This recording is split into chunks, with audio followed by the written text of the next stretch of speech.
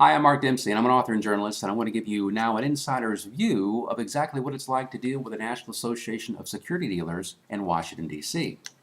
One day, I was sitting at my office desk, and the phone rings, and it is Charles Duguid from the NASD. And Charles is a supervisor of enforcement there, and he just told me that he just read my second book, Robbing You Blind, and really enjoyed it. He said it was pretty accurate, and he said he appreciated my criticisms on the securities industry, and he even went as far as to say that he was going to order 9 copies of the book for his staff. Now, Charles oversees a group of people that go after the bad guys on Wall Street, the crime, the fraud, all those things, and he thought that the information that I had to share would be very helpful to them, and I was very, very appreciative. He sounded like a real nice guy on the phone. And then he says, Mark, listen, I want to send you something in the mail. And I said, uh-oh, now here's a red flag. When any regulator wants to send you something in the mail, it can't be good news, right? But he said it was fine. He said it was going to be okay. So I said, great, we'll send it to me in the mail. Whatever you have to send, I'm happy to look at it. Well, a few days later, a package arrives in the mail. And it is a lengthy legal document about a lawsuit that the NASD has ongoing with a major brokerage firm, and all of the horrors that investors had to go through are detailed in that legal document. I mean, the churning of accounts, the inappropriate recommendations, and so forth and so on. And what Charles did by sending me that was that he was trying to show me what the NASD does good. Okay, he was trying to say, Mark, listen, we're not all bad because we go after these people. And he was very proud of this lawsuit. Very, very proud. So we became kind of friends over the next few months. We talked and emailed back and forth, and he told me one day that he had had lunch with the director of investor education at the NASD, and his name was Sammy Seatwarmer.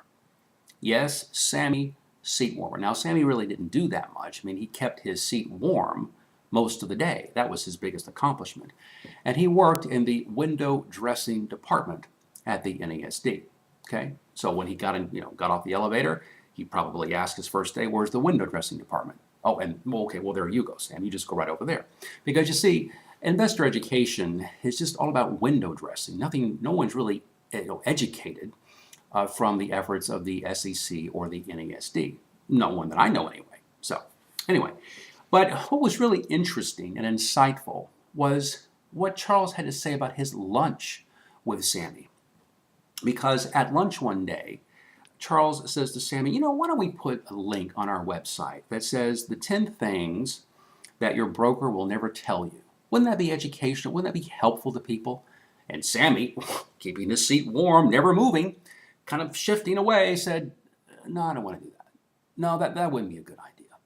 Well, no, we don't want to do that. We don't want to have any negative information out there that would make us look bad.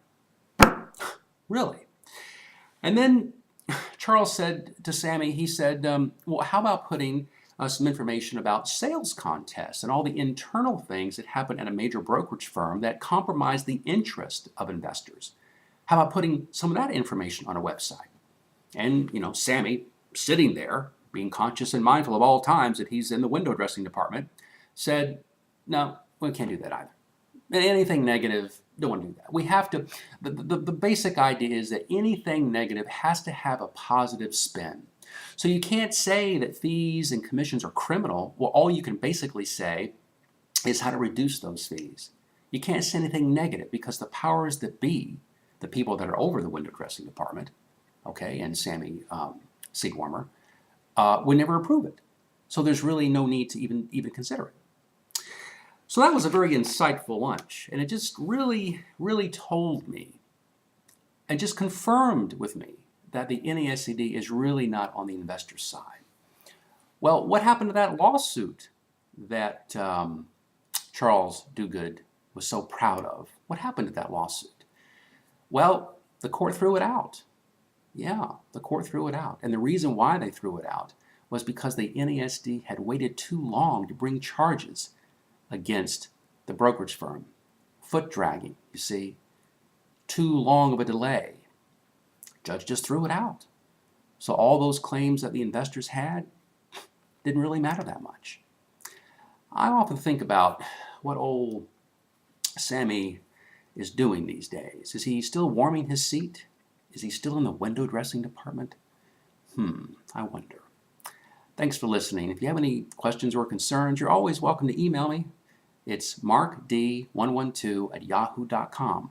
That's markd112@yahoo.com. I'll see you around. I just hope I don't see you in the window dressing department. Take care.